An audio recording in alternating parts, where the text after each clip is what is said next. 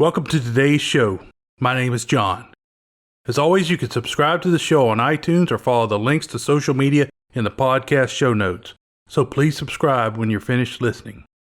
You can also go to snarkymoviereviews.com to read notes, bios, and other random movie thoughts. Today's movie is Vanishing Point, 1971. I begin with a little quote from Wikipedia.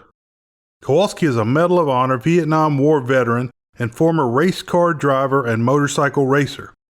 He is also a former police officer who was dishonorably discharged in retaliation for preventing his partner from raping a young woman. Haunted by the surfing death of his girlfriend, Vera, Kowalski now exists on adrenaline. Counterculture hero, a man that did everything right but was betrayed by the institutions he worked to protect. Kowalski felt he was just like the junk he saw in the desert. He was a relic or a shadow of a past time. This movie is dated, but it helps to understand the alienation people were feeling in the late 1960s and early 1970s. It's also just plain fun to watch. So let's jump in with our show veterans, actors. Right, and I'm a Shakespearean actor. Dean Yeager played an old desert prospector, really more of a scavenger. Yeager was first covered in episode 94, White Christmas, 1954. Paul Koslow played Deputy Charles Scott. Koslow was first covered in episode 44, The Omega Man, 1971. Robert Donner played Deputy Collins. Donner was covered in episode 107, El Dorado, 1967. Severin Darden played Jay Hova, the leader of a desert religious movement. He was first mentioned in episode 36, Back to School, 1986. Barry Newman played the role of counterculture hero Kowalski. Newman was born in Boston in 1938. He attended Brandeis University and obtained a degree in anthropology. I knew I liked this guy. He stayed pretty active on the stage through the 1960s with an occasional foray into movies. However, his first big break was The Lawyer, 1970, followed by Vanishing Point, 1971. He continued to make movies and eventually landed the TV show Petrocelli, 1974-76, as an independent lawyer. He's still alive and his last movie came out in 2015. Clevon Little played the role of blind radio DJ Super Soul.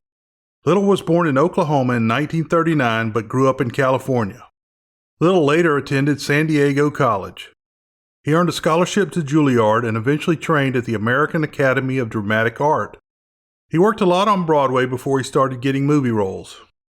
His roles started out small in exploitation movies like Cotton Comes to Harlem, 1970, and moved to larger roles in movies like Vanishing Point, 1971. However, he became very popular on television with the New Temperatures Rising show, 1972-74, that somehow I missed. The power of this show led to a role on one of the funniest films ever made. He was cast as Sheriff Bart in the Mel Brooks directed comedy Blazing Saddles, 1974, co-starring Gene Wilder. A movie that could clearly not be made in modern America. Little continued with stage, television, and movies, but never had another hit as big as Blazing Saddles 1974. But hey, who has? He was in some of the funnier movies of the following decade, including Greased Lightning 1977 with Richard Pryor, FM 1978, and Once Bitten 1985, playing a cool vampire with a young Jim Carrey. Sadly, Little died in 1992 at the age of 53 from colon cancer. Victoria Medlin had a very small role as Vera Thornton. She was 1970s cute, but she couldn't act. She made only 3 movies, Vanishing Point 1971, The Resolution of Mossy Wax 1973, and The Groove Tube 1974. She committed suicide in 1978. Carl Swinson had a small role as Sam the garage operator. I believe Kowalski called him something else in the movie. Swinson was born in 1908 in Brooklyn, New York. I'm walking here! I'm walking here! He went into radio in the 30s and continued for 4 decades. He really was a well-known television actor that did a few movies. Although his first film role was in Strangers All, 1935, he didn't start to get noticed in films until he was over 50 years old.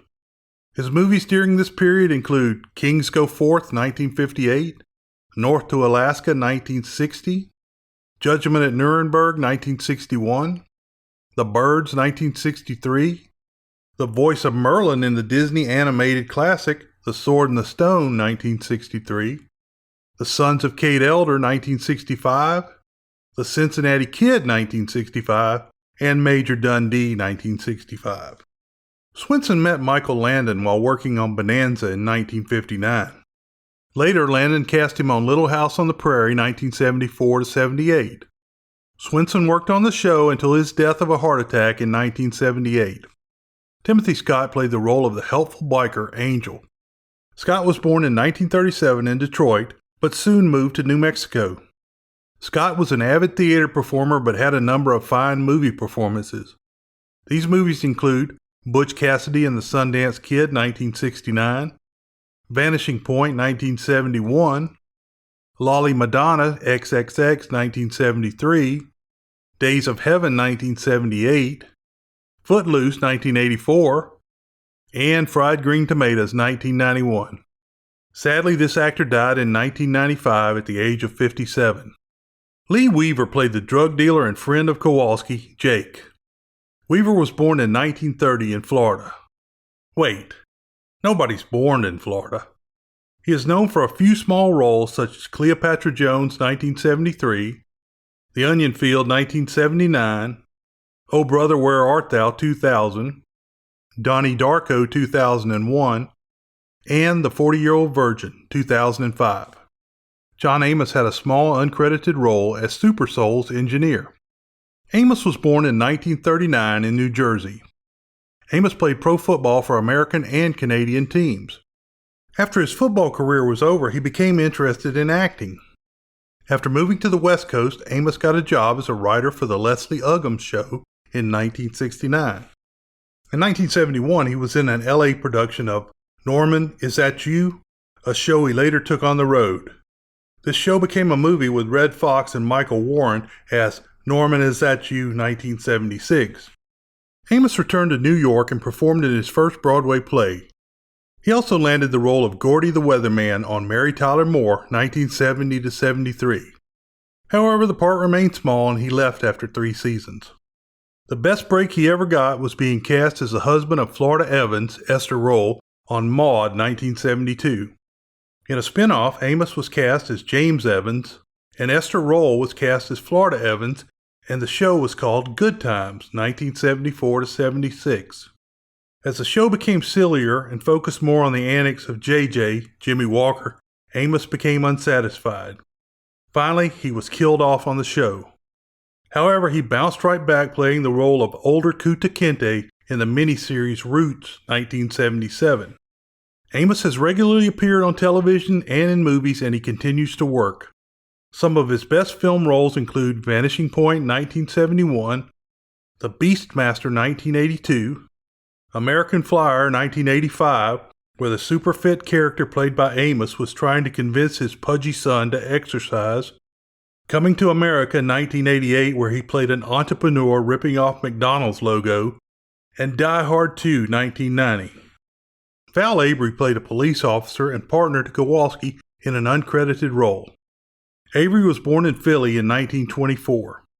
His films include small parts in The Magnificent Seven, 1960, Requiem for a Heavyweight, 1962, HUD, 1963, The Hallelujah Trail, 1965, Vanishing Point, 1971, Papillon, 1973, Brubaker, 1980, Continental Divide, 1981, The Sting 2, 1983, The Utterly Horrible Cobra, 1986, and Donnie Brasco, 1997.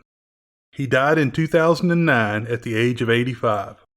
This movie had a great soundtrack featuring Rita Coolidge, singer and ex-wife of Chris Christopherson, Ted Neely, known for singing the role of Jesus on stage and in the film Jesus Christ Superstar 1973, and Delaney and Bonnie and Friends.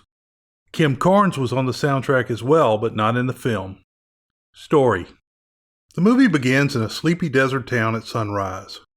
The siren of a motorcycle cop breaks the silence and 2 large bulldozers move into place as more police arrive. The dozers drop their blades in the middle of the street as locals watch the commotion. Deputy Collins, Robert Donner, silently watches the events unfold from inside. A police helicopter locates the suspect, who is driving a white, supercharged 1970 Dodge Challenger RT. As a note, the sounds of the Challenger were sometimes taken from another classic chase movie, Steve McQueen's Bullitt, 1968, and are the sounds of a Mustang. The driver of the car is Kowalski, Barry Newman.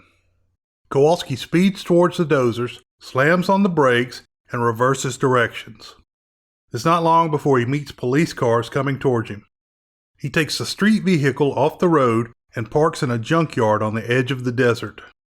After looking at the junk, he gets back into his car and heads back onto the main road. As the white Challenger passes by a black Chrysler Imperial, the frame stops and the time is shown as California, Sunday, 10:02 a.m. The movie then jumps back 2 days to Denver, Colorado, Friday, 11:30 p.m. Kowalski pulls into a car delivery service. The clerk at the delivery service, Sam, Carl Swinson, wants him to delay, but Kowalski insists that he head back to San Fran that night.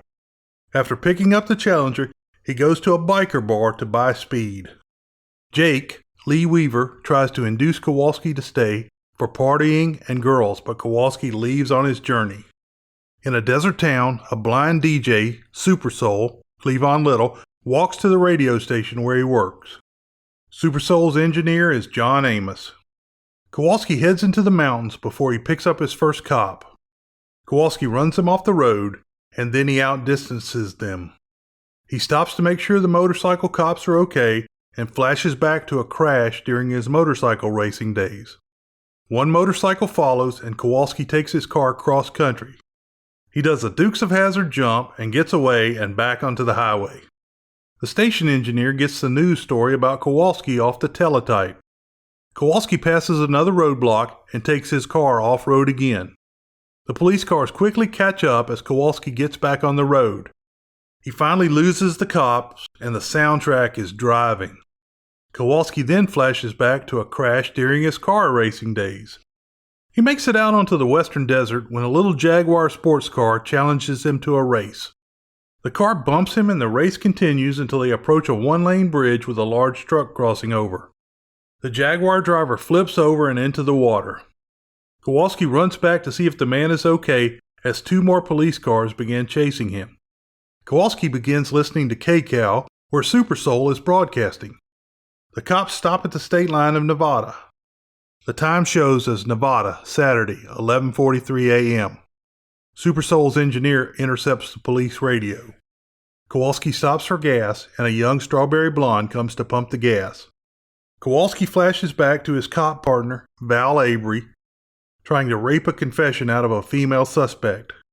Kowalski stops his partner. He then speeds on, leaving the girl behind. Super Soul starts broadcasting directly to Kowalski and calls him the last American hero. There goes the Challenger being chased by the blue meanies on wheels. The vicious traffic squad cars are after our lone driver, the last American hero, the electric centaur, the demigod, the super driver of the Golden West. 2 nasty Nazi cars are close behind the beautiful lone driver. The police numbers are getting closer to our soul hero in his soul mobile. Yeah, baby, they're about to strike. They're gonna get him, smash him, rip the last beautiful free soul on this planet. 2 cops, Deputy Collins and Deputy Charles Scott, Paul Coslow, are waiting in the desert for Kowalski to come by. No sooner do they get the message to look for Kowalski than he comes flying by. They have banjo music during the chase, which I can only assume is an homage to Bonnie and Clyde, 1967. Kowalski runs the 2 deputies off the road, but they get back after him. Kowalski goes off onto a dirt road for a bit. Eventually, the police wreck. Kowalski waits a moment to make sure they're okay. The 2 deputies get into another car and continue the chase. When 2 police cars come from the other direction, Kowalski goes off-road. Again. Super Soul is confused by Kowalski's actions. The time is Nevada, Saturday, 1:36 p.m. Kowalski doubles back across his tracks and realizes he is in a pickle. Super Soul warns Kowalski about how the police are tracking him. He also tells him he can't beat the desert. I wish I could help you, but I can't. I don't think anybody can, except for that crazy, lucky streak of yours. Now you're gonna need more luck. All of it, perhaps, and badly. You can beat the police, you can beat the road, and you can even beat the clock, but you can't beat the desert. Nobody can. You just cannot. Kowalski turns the radio off and drives on. While driving in the desert, Kowalski flashes back to a winter scene with Vera, Victoria Medlin, the one love of his life. Next, they are at the beach. She offers him a joint and she references that he is a cop. Vera then says she loves his scar, which is presumably a war wound. She then dies in a freak surfing accident. A blown tire brings the daydream to an end. Back in Denver, Sam is interviewed and defends Kowalski. Super Soul is beset by reporters as well. Kowalski changes the tire and a big rattler is waiting by the trunk. A prospector, Dean Yeager, comes and catches the snake. He says he trades him for supplies. How many do you have in there? Got 6 rattlers, 2 sidewinders. Now we've got 1 very precious diamondback. What do you do with those things? Trade them. Trade them for coffee, sugar, chewing tobacco, salt, flour, and beans. And lots of beans, son. Super Soul says cops are moving into the desert to find him. Kowalski asks for help and the prospector tells him to hide in the desert for a while. Deputy Charles Scott flies in a helicopter looking for Kowalski, but he and the old prospector have hidden the car under a pile of brush. They find the prospector's truck and that seems to account for the tracks. The prospector helps Kowalski find his way. It switches to a group of religious singers called the Jehovah's Singers. Jehovah, Severin Darden, is watching the singers. The singers consist of Rita Coolidge, former wife of Chris Christopherson, Ted Neely of Jesus Christ Superstar, plus the band Delaney and Bonnie and Friends. Kowalski and the prospector show up at the Faith Healers Revival. Jehovah is mean and doesn't want the snakes, and he tosses away the prospector's snakes. He does get the gas for Kowalski. The prospector gives Kowalski the route out, but it's in desert code. The Larea Belt. Always keep your eye on the trail of the sun, and never lose your shadow. Well, then when you see very tall saguaro cactuses, don't lose them neither, because that's the Larea Belt. The saguaro and a creosote tree will take you right back onto the trail of the earth. So that's the road? That's the road, yeah. You're beginning to get the fundamentals of it, son. Maybe. The police give Kowalski's military bio and tell how he was discharged from the police force. Kowalski finally makes it back to the road. Super Soul waits for Kowalski to be ready, and Kowalski passes 2 men pushing a broken-down Woody with a Just Married sign on the back. These 2 men were very fabulous. The guy in the front seat pulls a gun, and Kowalski beats the crap out of them before throwing them out of the car. Super Soul tells Kowalski that the police wanted the 2 beaten men to press charges against Kowalski. Super Soul also warns that the roads leading into California are being closed by the police. Deputy Charles Scott and a group of thugs raid the radio station and beat Super Soul and the engineer before destroying the equipment. A guy on a chopper rides up and asks Kowalski if he needs help. They decide to go back to Angel's, Timothy Scott's place, to get speed. It's a derelict trailer in the desert. A nude girl, Gilda Texter, is riding a motorcycle around the desert. Angel brings the drugs and Kowalski chomps them down. Super Soul gets back on air and says there's only one road open and it's very near. Kowalski thinks something is wrong with Super Soul's voice. Angel calls the nude rider over and they think it's a trap. Angel leaves to check something out. The nude rider offers Kowalski sex, but he turns her down. You gonna stay with us? No, I don't think so. Is there something I can do for you? Well, like what? Like anything you want. No, I can't think of anything. You don't fancy me? Oh, yeah, very much. Then why don't we have some fun? Thanks. Thanks just the same. She then reveals that she's been scrapbooking him. Angel comes back and reveals that the cops have the road blocked at the California line and it is a trap. It's a trap! Angel gets a mini bike and an old hand crank siren. They tie the mini bike on the roof so the tail light looks like a police light, and they wind the siren as they come to the roadblock. The police fall for the trick and Kowalski gets through. California is shown as a modern police operation, as opposed to the rural ones they have seen so far. Angel rides off on the mini bike. The time shows as California, Saturday, 7:12 p.m. Kowalski calls Jake and says the car will be delivered on time. It seems like everything is converging on the town of Cisco. Super Soul finally makes it back to the damaged radio station. The police helicopter finds Kowalski. A crowd is gathering around the bulldozers, and the deputies, Collins and Scott, are standing by, even though they are from Nevada. Super Soul calls out to Kowalski, but the driver is not listening. Kowalski has reached a state of peace as he barrels towards the bulldozers. Kowalski hits the blades at full speed and he and the car are destroyed. The time reads California, Sunday, 10:04 a.m.